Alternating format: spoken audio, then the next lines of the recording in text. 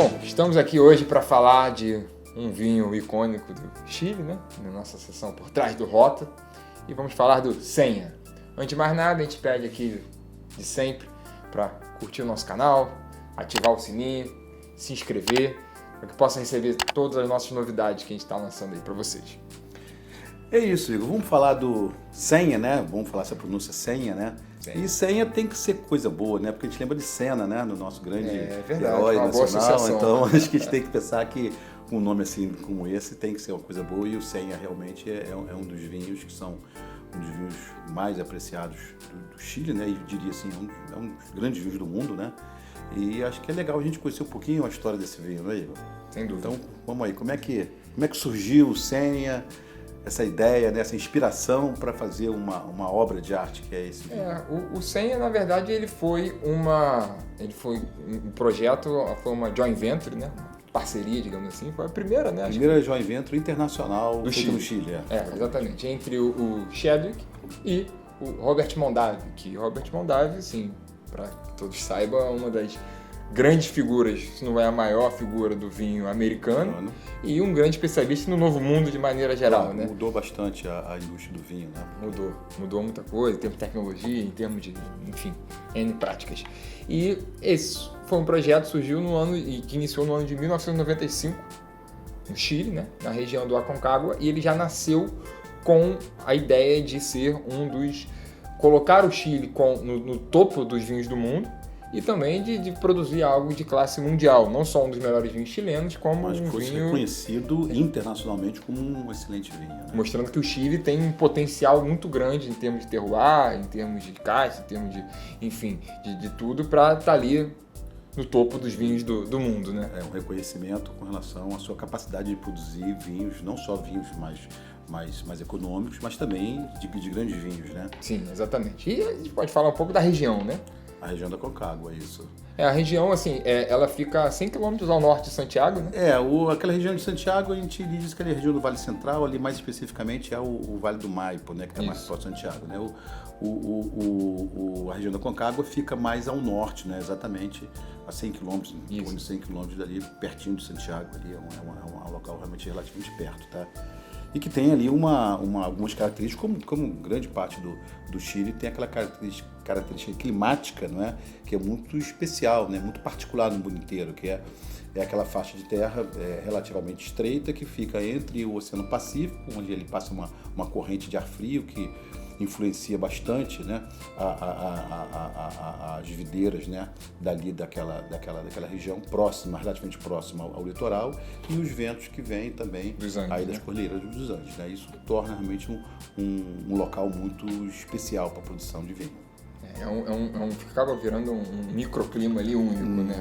Único no mundo, E propício para se fazer grandes vinhos. Foi exatamente, eu acho que através dessa percepção que o Mondavi aí, nessa parceria com o Shed, que já conhecia o terroir, eles chegaram à conclusão que ali eles podiam realmente empreender, fazer um grande vinho, um projeto, né? Sonhar grande, pensar grande, de fazer um grande vinho, e foi isso que eles fizeram, sem dúvida nenhuma, né? E foi um local onde eles escolheram justamente fazer um corte bordalês, né? O corte bordalês usando as uvas, obviamente, de Bordeaux. Então, assim, majoritariamente o Senha, ele é com base de Cabernet Sauvignon, que é uma das uvas ícones do Chile, né? E assim, muita gente conhece a Carmené como uva do Chile, mas... A Carmené virou um uva emblemático do Chile porque era uma uva que praticamente tinha desaparecido do mundo, se descobriu que ela existia lá no Chile. E realmente o Chile produz muitos vinhos Carmené, e alguns, inclusive, muito bons. Nós já falamos até no vídeo do Herência lá, que a gente conta bastante a história do Carmené. Mas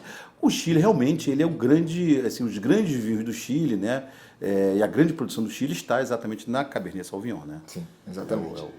E aí a Cabernet Sauvignon serve de base para esse vinho, mas também são usadas outras castas, como a Carmené, que também para dar aquele toque chileno, digamos assim, no vinho, né?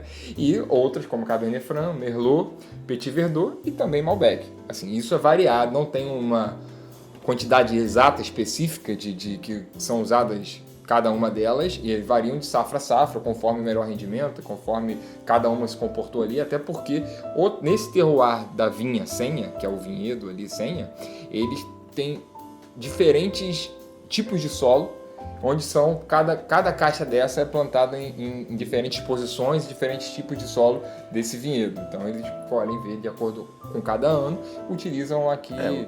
O seu objetivo é sempre produzir um vinho de muita qualidade. Então essas variações elas acontecem porque o vinho não é algo, né? A gente já sabe que a produção de vinho não é aquela coisa que é tão matemática, né? Sim. Depende muito das condições do clima daquele ano, enfim. Então se produz sempre utilizando essas castas, mas como o Igor falou, preferencialmente, assim, o que vai a composição bem maior é da Cabernet Sauvignon, tá? E já que a gente falou do Aconcagua, só um detalhe importante, o nosso aplicativo do Intelivino, que está gratuito, pode ser baixado tanto para quem tem Android quanto para quem tem Apple, ele tem um guia de enoturismo, onde tem N vinícolas do Chile, além de outros países, como a Argentina, o Uruguai e o Brasil, obviamente. É claro, né? E o Chile, ele é um local que, aqui abrindo aqui um parênteses, né? É um local que é maravilhoso para se fazer no turismo, porque as paisagens são muito bonitas e as vinícolas são muito bem preparadas para receber o turista também e os vinhos são muito bons também. Então, quando você passeia, os vinhos são muito bons. Né? E é fácil, porque tem muitas vinícolas próximas uma das outras, porque o país ele é estreito, então assim,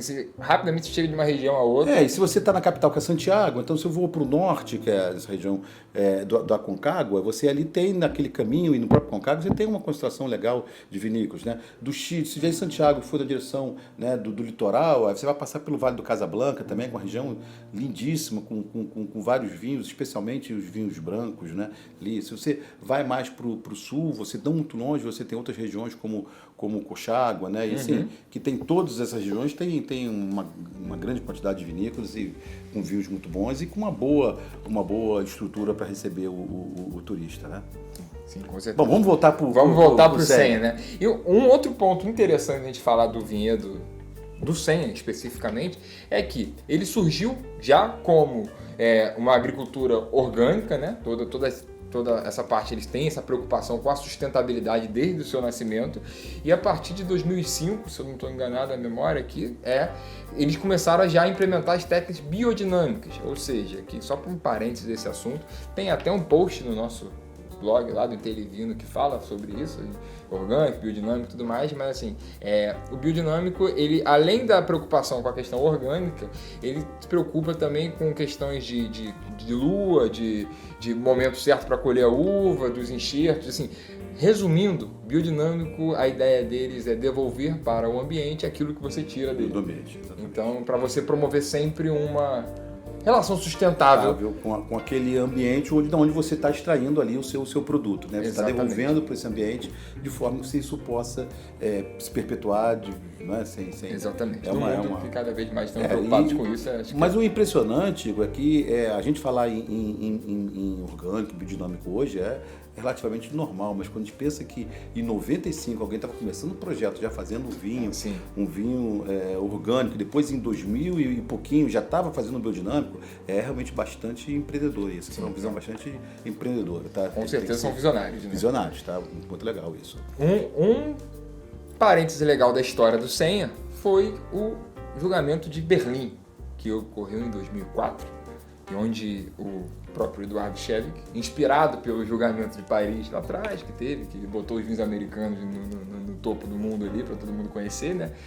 Nesse julgamento de Berlim, ele convidou um especialista inglês para poder conduzir essa degustação às cegas. Degustação às cegas, a gente não sabe quais são os vinhos que estão ali sendo mostrados, só simplesmente avalia as taças e dá suas pontuações. Tinham vinhos chilenos, os grandes vinhos de Bordeaux e grandes super toscanos.